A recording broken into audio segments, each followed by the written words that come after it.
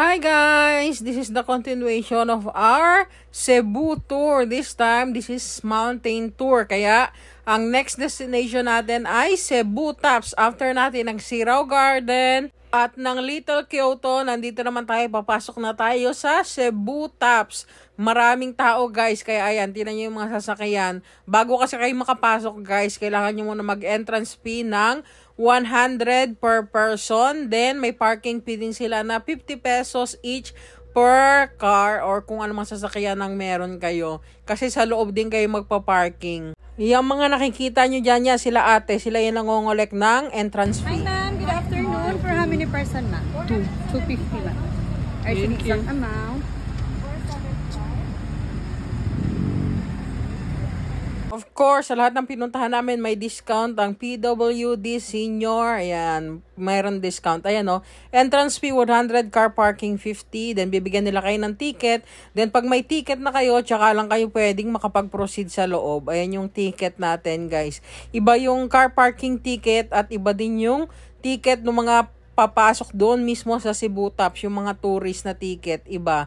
Dahil dyan, binigay ko na yung ticket ni Kuya dun sa parking fee kasi baka hindi siya makapasok pag dinala ko rin.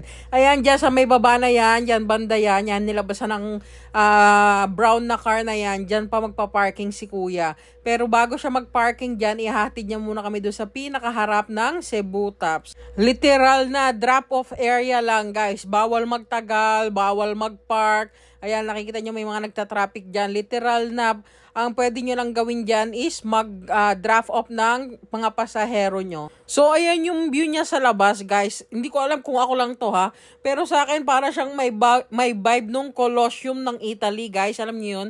Yung sa Rome, Italy, yung isang malaking bato lang siya na parang basta yung Colosseum, guys. I-search nyo na lang if hindi nyo alam. Pero sa may mga alam dyan, please comment down below kung agree kayo doon sa nafe-feel ko. And eto na nga pala, guys, nakapasok na tayo sa loob. And bago nga pala tayo makapasok sa loob, kailangan natin i-present yung ticket natin kasi tatatakan tayo sa kamay para pwede tayo magpabalik-balik basta may tatak na tayo sa kamay. Pwede tayo lumabas ulit, pumasok ulit, ganon.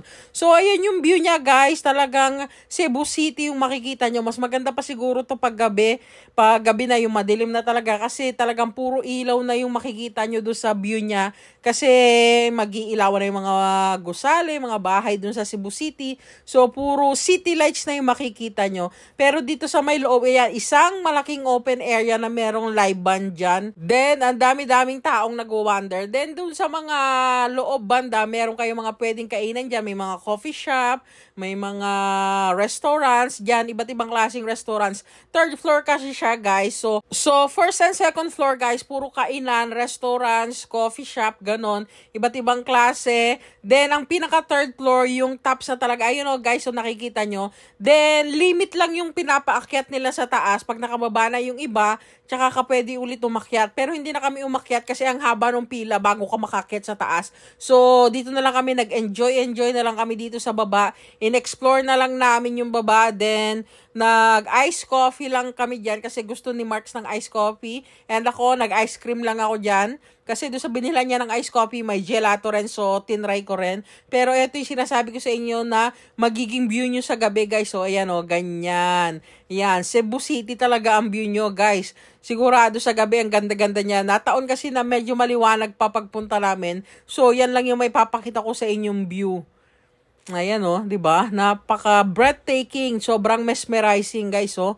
Ayan, ang dami, oh. Ayan, oh. Yan yung sinasabi ko sa inyo, tatatakan nila kayo pagkapasok nyo. Wala namang time limit kung hanggang anong oras nyo gusto magstay, guys. Hanggang hindi pa sila sarado. So, para mas ulit yung entrance fee nyo, magstay kayo kahit gaano gusto nyo katagal. So, after nga namin mag-ikot-ikot, gusto na yung Marks ng ice coffee. And, luckily, may nakita akong gelato dito sa nagtitinda ng ice coffee or sa restaurant ng ice coffee. Nakalimutan ko yung pangalan ng shop nila. And, order nga tayo dyan ng ice cream dahil ice cream is life. Habang umu-order si Marks ng kanyang ice coffee, tayo naman, ang target natin ay ice cream. Share ko lang, guys, dito sa tour namin na to, puro mga nakakasabayan namin is puro mga foreigners. It's either mga tiga-Korea or mga tiga-Taiwan. Mga ganun yung mga nakakasabay naming foreigners dito sa tour namin. As in, sa halos lahat ng pinuntahan namin, lahat ng mga nakakasulubong namin, puro foreigners. Nag-island hopping kami, foreigners. foreigners din ang kasama namin. Yan. Nag-oslob kami, puro foreigners din. Wala lang, shinare ko lang na ang daming foreigners ngayon dito sa Cebu. And na-mention ko nga guys, di ba na may live band na tumutugtog habang nag-iikot kami. So ito, ipaparinig ko sa inyo yung mga sampulan ng kinakanta nila. Kaya nakaka-relax din mag-ikot-ikot dahil sa kanta nila. So ito guys, oh.